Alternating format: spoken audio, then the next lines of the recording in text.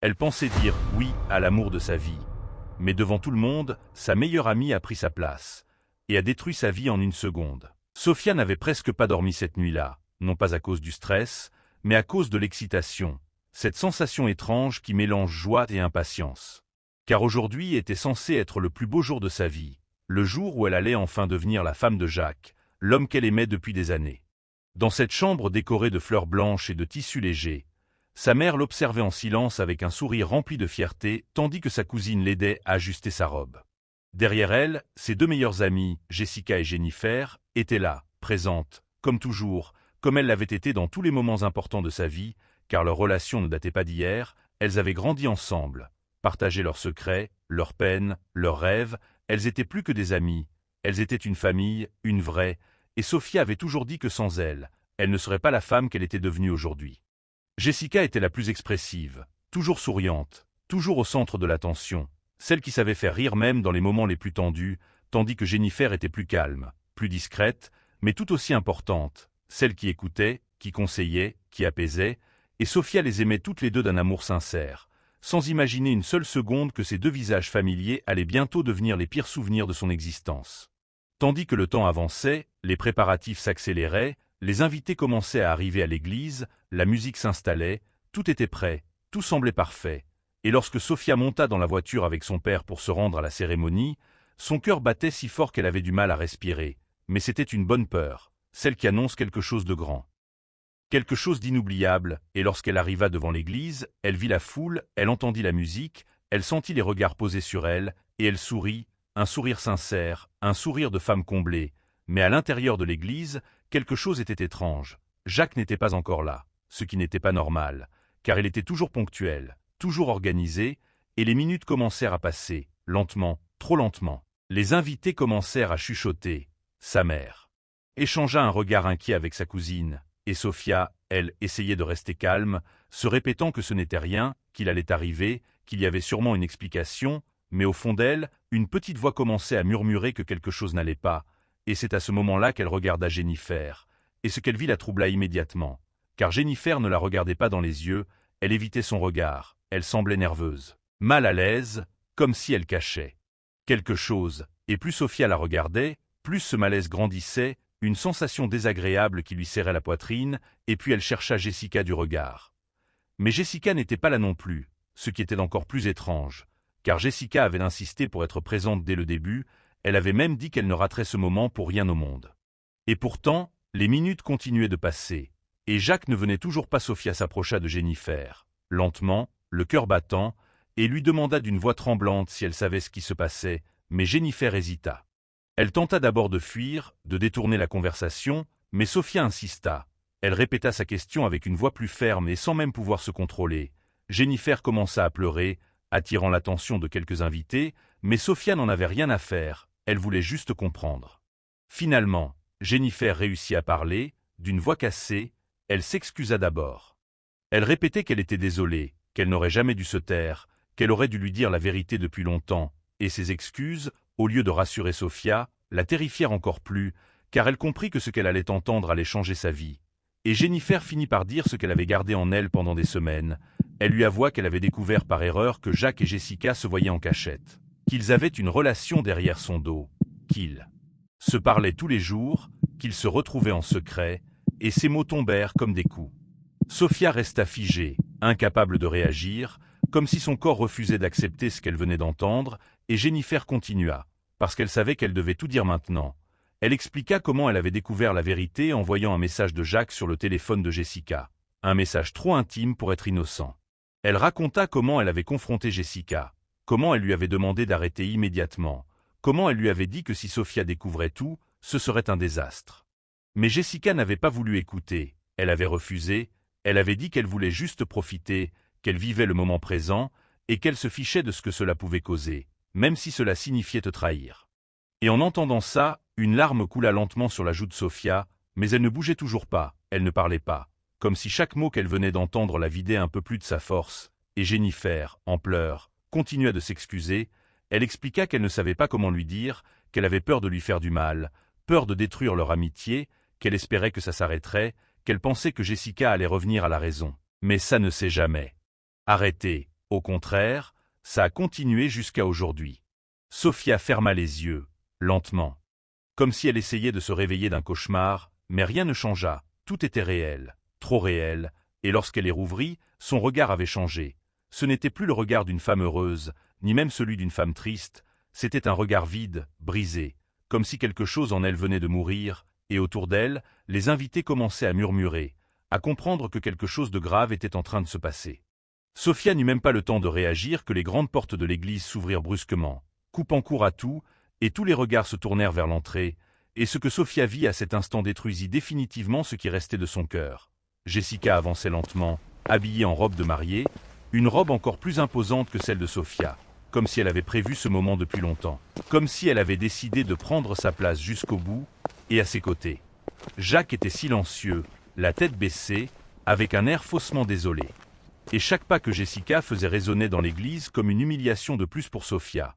Et lorsqu'elle arriva devant l'autel, elle regarda Sophia de haut en bas, lentement, avec un sourire froid, puis elle prit la parole, sans aucune hésitation. « Tu es encore là ?» Le silence dans l'église devint total.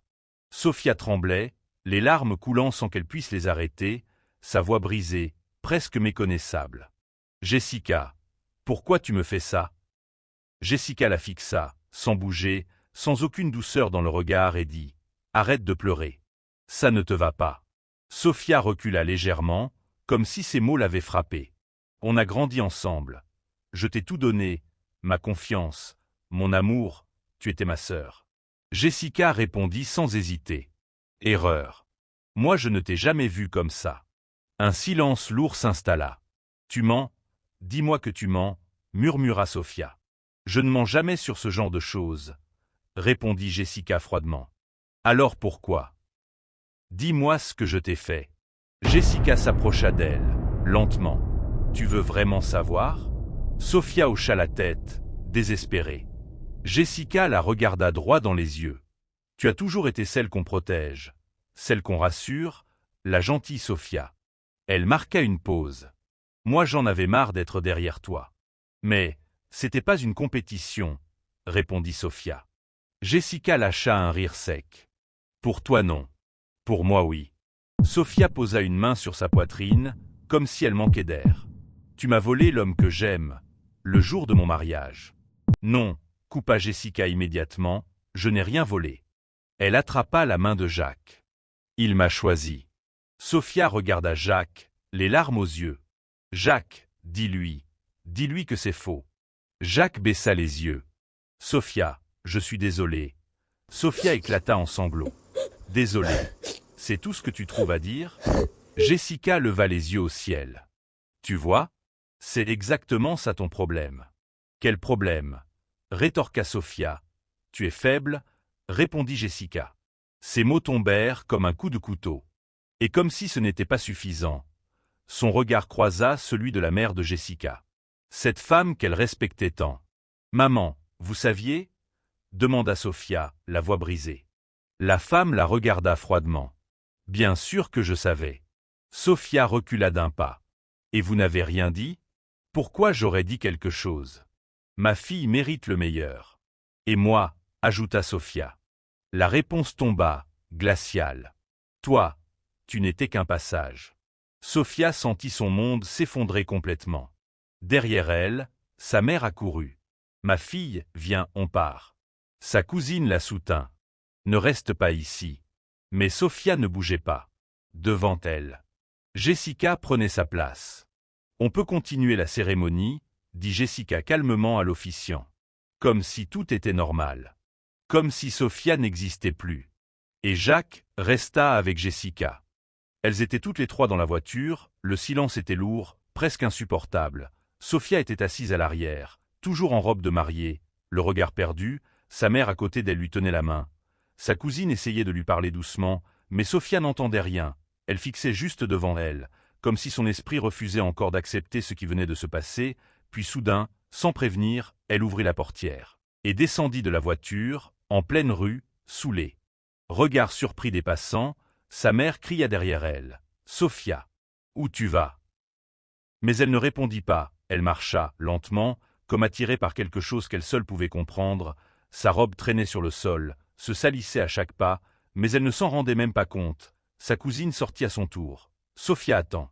Mais Sophia continua d'avancer, les larmes coulaient sur son visage sans qu'elle ne fasse rien pour les essuyer, et finalement, elle s'arrêta au milieu du trottoir, regarda autour d'elle comme si elle revenait à la réalité, puis murmura d'une voix cassée. « C'est pas réel, ça peut pas être réel. » Sa mère s'approcha et la prit dans ses bras. « Ma fille. Viens, rentrons. » Mais Sophia se détacha doucement, secoua la tête. « Non, j'ai besoin de comprendre. » Et c'est là que les souvenirs commencèrent à revenir, violemment, sans prévenir. Elle se revit des années plus tôt avec Jacques, assise face à lui quand il lui disait qu'il allait arrêter ses études faute d'argent. Elle se souvenait de sa voix fatiguée. « Je peux pas continuer, c'est trop dur. » Et elle, sans réfléchir, avait répondu « Je vais t'aider, on va trouver une solution. » Elle avait travaillé plus, elle s'était privée, elle avait payé ses frais. Elle l'avait soutenu quand il voulait abandonner, elle avait cru en lui. Plus que lui-même, et aujourd'hui. Cet homme l'avait regardé se faire humilier sans rien faire. Ce souvenir lui arracha un sanglot. « J'ai tout fait pour lui, » murmura-t-elle. « Tout. » Sa cousine tenta de la calmer. « Sophia, ne pense pas à ça. » Mais c'était impossible. Un autre souvenir arriva immédiatement. Jessica, en pleurs, détruite par un homme qui la rabaissait. Sophia était assise à côté d'elle sur un lit, la serrant dans ses bras. « Tu mérites mieux que lui, tu dois partir. » Jessica pleurait. « Je peux pas, j'ai personne. » Et Sophia avait répondu sans hésiter. « Tu m'as moi. Viens chez moi. » Elle l'avait accueillie. Nourrie, protégée, soutenue jusqu'à ce qu'elle se reconstruise, et aujourd'hui, cette même Jessica venait de la détruire devant tout le monde. Sophia porta ses mains à son visage. « Pourquoi? Pourquoi elle m'a fait ça ?» Sa mère pleurait aussi maintenant. « Ma fille. » Certaines personnes n'ont pas de cœur. Mais Sophia ne pleurait plus comme avant. Quelque chose changeait. Lentement, elle redressa la tête, ses larmes cessèrent, et sa voix devint plus calme, presque froide. « Non, ces personnes savent exactement ce qu'elles font. » Sa cousine la regarda, inquiète. « Sophia. » Mais Sophia continua, comme si elle se parlait à elle-même. « Ils ont tout planifié. Ils savaient. » Elle repensa au regard de la mère de Jessica dans l'église, ce regard plein de mépris, sans aucune honte, sans aucun regret, et cela la blessa encore plus profondément que le reste. Même elle, elle savait. Murmura-t-elle. Elle me regardait comme si je ne valais rien. Sa mère serra sa main. « Ne laisse pas ça te détruire. » Mais Sophia secoua lentement la tête. « C'est déjà fait. » Un silence s'installa, lourd, puis elle ajouta d'une voix basse. « Ils m'ont tout pris aujourd'hui, mon amour, ma dignité, ma confiance. » Sa cousine tenta de la rassurer. « Non, tu es encore debout. » Sophia eut un léger sourire, mais ce sourire n'avait rien de joyeux. « Oui, mais plus comme avant, répondit-elle. » Elle regarda droit devant elle, ses yeux n'exprimaient plus la tristesse. Mais quelque chose de beaucoup plus sombre. « Avant, j'aimais trop. Je faisais confiance trop facilement. » Elle marqua une pause, puis dit lentement « Ça, c'est terminé. » Sa mère sentit un frisson. « Sophia, qu'est-ce que tu veux dire ?» Sophia tourna légèrement la tête vers elle et répondit calmement « Je ne vais pas rester comme ça. Je vais me relever. » Mais eux, elle serra les poings. Ils ne vont jamais s'en remettre. Sa cousine la regarda avec inquiétude. « Sophia, ne fais rien que tu vas regretter. » Mais Sophia ne répondit pas tout de suite. Elle regarda sa robe salie, symbole de tout ce qu'on venait de lui voler, puis releva lentement la tête. « Non, cette fois, je ne vais rien regretter. » Et dans ce regard, il n'y avait plus de douleur, seulement une détermination froide, silencieuse, parce qu'au fond d'elle, Sophia venait de prendre une décision, et rien ni personne ne pourrait l'arrêter. Le lendemain, Sophia ne dormit presque pas. Elle passa la nuit assise sur son lit, les yeux ouverts, comme si quelque chose en elle s'était éteint. Au petit matin, sans prévenir personne, elle se leva. « Où tu vas ?» demanda sa mère, inquiète. Sophia attrapa simplement son sac. « Régler quelque chose, répondit Sophia. Elle ne donna aucune explication. Quelques heures plus tard, Sophia se retrouvait au marché de Mabouta. Au fond du marché, une vieille femme était assise, entourée de petits objets, des poudres, des tissus, des choses que personne d'autre ne semblait comprendre. Sophia s'arrêta devant elle. « On m'a dit que tu pouvais m'aider. » La vieille femme leva les yeux, sans surprise. « Je peux. Mais je ne fais pas dans la pitié. Dis-moi ce que tu veux. » Sophia ne trembla pas. « Je veux détruire 2 personnes. » Lentement. Un silence s'installa. Puis la vieille femme hocha la tête. « Leur nom demanda-t-elle. »« Jacques et Jessica, répondit Sophia. » La vieille femme sortit calmement un petit sac et le posa sur la table. « Alors écoute-moi bien. si tu fais exactement ce que je te dis, leur vie va devenir un enfer. » Sophia se pencha légèrement. La vieille, assise sur un tabouret de bois noirci, lui tendit une petite calebasse contenant une mixture grisâtre, huileuse, qui semblait bouger toute seule sous la lumière de la lampe à pétrole. Elle lui expliqua qu'elle devrait faire attention, car ce n'était pas un sortilège ordinaire. Mais pour que Sophia reste intouchable et que le retour de flamme ne vienne jamais frapper à sa porte, elle devait suivre 3 règles de fer. Verser le liquide sur le seuil de leur maison sans jamais toucher le produit, souffler la poudre de nénuphar séchée vers leur fenêtre à l'heure précise où le premier cri du coq se ferait entendre, et surtout, après l'acte, s'en aller vers le grand carrefour sans jamais, au grand jamais, regarder derrière elle, même si elle entendait la voix d'une personne qu'elle connaît l'appeler au secours. Sophia prit les ingrédients avec une main tremblante mais déterminée. Dès la nuit tombée, Sophia s'approcha de la clôture de Jacques et Jessica. Sous le voile de la nuit, le cœur battant comme un tambour de guerre, déposa l'huile maudite sur le métal froid du portail et attendit le signal du destin pour libérer le mal qui allait ronger leur vie. Le lendemain, l'ambiance dans la villa de Jacques et Jessica était électrique, remplie de rires et de l'odeur du parfum de luxe, alors qu'ils fermaient leurs valises pour leur lune de miel de rêve aux Maldives. Jessica, vêtue d'une robe de soie blanche qui épousait ses courbes, admirait sa bague en diamant en se moquant une dernière fois de la pauvre Sophia qui devait sûrement pleurer seule dans sa chambre. Jacques, débordant de virilité, l'embrassa fougueusement dans le cou, lui promettant que ce voyage serait le début d'une vie de reine. Mais au moment de sceller le dernier bagage, une vive douleur transperça le bras de Jacques. Une brûlure invisible qui fit virer sa peau au gris pâle en quelques secondes. Pensant à une simple allergie, Jessica s'approcha pour l'aider, mais dès que ses doigts effleurèrent le dos de son compagnon, elle poussa un cri d'horreur. La peau de Jacques resta collée à ses mains, s'arrachant comme du papier mouillé pour révéler une chair noire et visqueuse qui dégageait déjà une odeur de viande avariée. La panique envahit la pièce alors que le mal progressait à une vitesse surnaturelle, rongeant leur corps de l'intérieur tandis que leurs organes commençaient à fondre dans une agonie silencieuse. Ils essayèrent de crier au secours, mais leurs cordes vocales, attaquées par la pourriture interne, ne produisaient plus qu'un sifflement humide et nauséabond. Ils n'étaient plus des amants heureux, mais 2 épaves humaines dont la vie s'échappait par chaque pore, condamnés à pourrir vivants au milieu de leurs billets d'avion et de leurs rêves de grandeur.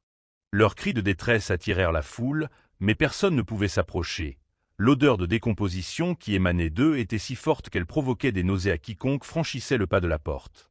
Les médecins appelés en urgence reculèrent de terreur, incapables de poser un diagnostic sur cette maladie qui semblait ignorer toutes les lois de la médecine moderne. Pendant ce temps, Sophia, assise tranquillement dans un restaurant à quelques rues de là, buvait son thé en regardant les ambulances passer, le visage de marbre, car elle savait que le venin de la vieille dame ne s'arrêterait que lorsqu'il ne resterait plus rien d'humain en eux. La morale de cette histoire est cruelle mais réelle. Celui qui sème la trahison dans le cœur d'une personne sincère finit toujours par déclencher une tempête qu'il ne pourra jamais arrêter. Sophia a obtenu justice, mais elle a aussi perdu une partie d'elle-même. Et vous, pensez-vous qu'elle a bien agi ?